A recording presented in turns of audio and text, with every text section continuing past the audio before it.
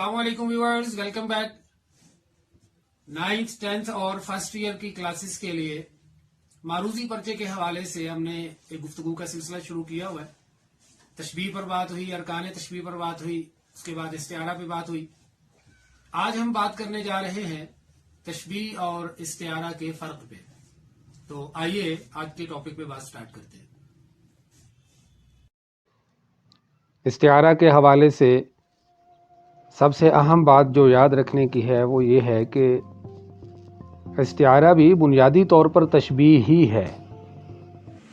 इस्तिआरा में लफ्ज़ मजाजी माना में इस्तेमाल होता है, लेकिन उसके हकीकी और मजाजी माना में तशबीह का ही ताल्लुक़ होता है।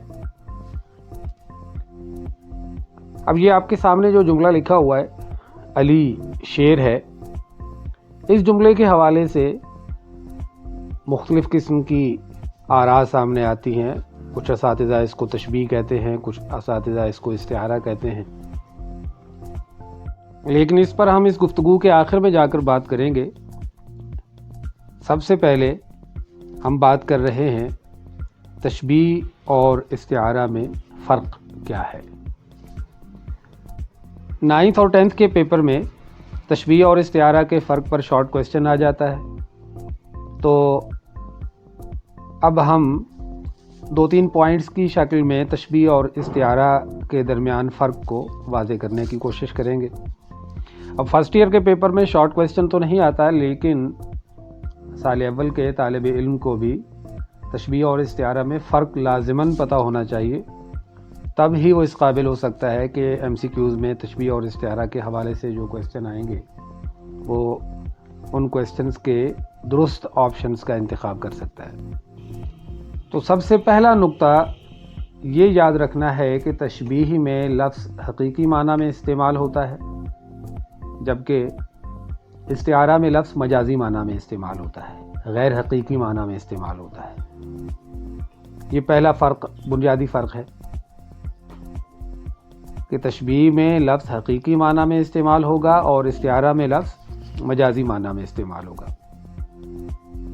हम इस पे बात कर चुके हैं पहले, जब तशबीह की मिसाल को डिस्कस करते हुए, कि अगर ये कहा गया अली शेर की तरह बहादुर है, तो वहाँ अली से मुराद अली है, शेर से मुराद शेर है। दोनों लफ्ज़ अपने हकीकी माना में इस्तेमाल हो रहे हैं।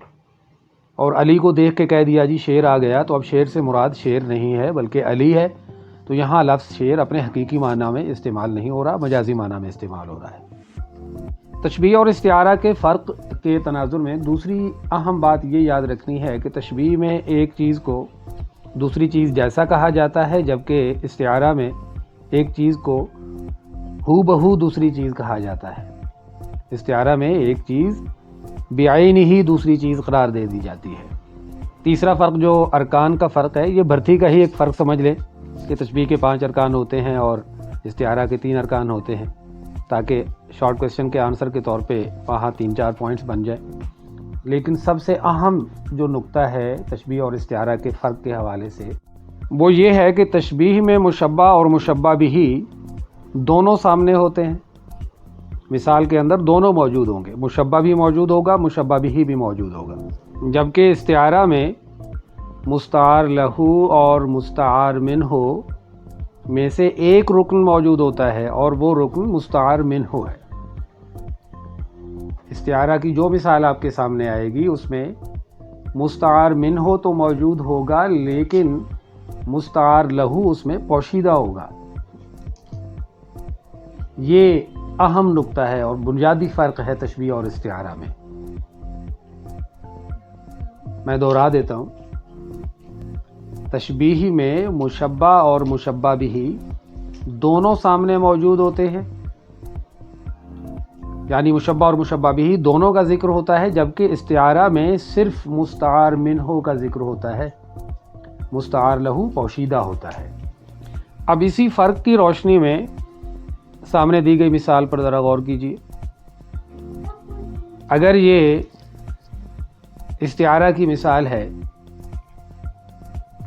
तो फिर अली इसमें मुस्तार लहू है और शेर मुस्तार मिन्हु है, तो दोनों अरकान यहाँ मौजूद नहीं होने चाहिए।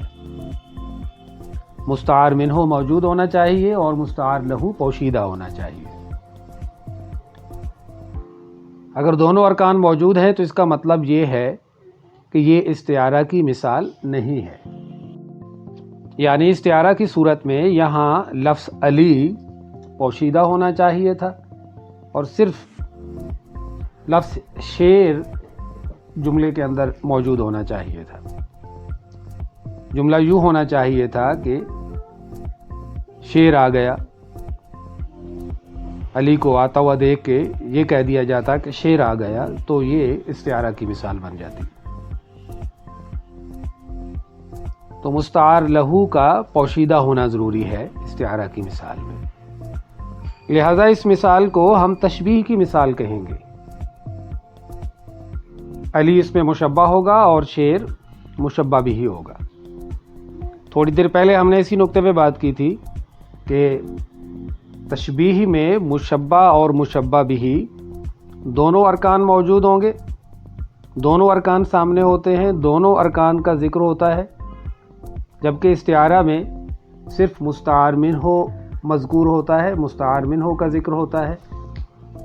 تو اس فرق کی روشنی میں ہم اس جملے کو پرکھیں گے، دیکھیں گے تو یہ جملہ استعارہ کا جملہ نہیں بنے گا بلکہ یہ تشبیہ کا جملہ بنے گا، یہ تشبیہ کی مثال ہوگی۔